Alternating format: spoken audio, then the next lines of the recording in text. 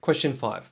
A monic polynomial p of x of degree 4 has one repeated zero of multiplicity 2 and is divisible by x squared plus x plus 1. Which of the following could be the graph of p of x?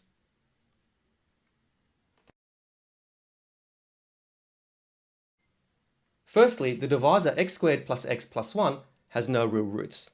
This fact, alongside the fact that the polynomial p of x has one repeated zero of multiplicity 2, means options B and D are both incorrect. Secondly, p of x is monic. In other words, it can be written as x to the power of 4 plus bx cubed plus cx squared and so on. So x to the power of 4 is the dominant term. So as x approaches infinity or x approaches negative infinity, p of x, or the y value, approaches infinity. So that means that the direction of the curve at either end should be upwards. Therefore, option A is incorrect since at either end of the curve, the arrows are pointing downwards. So therefore, the answer is option C.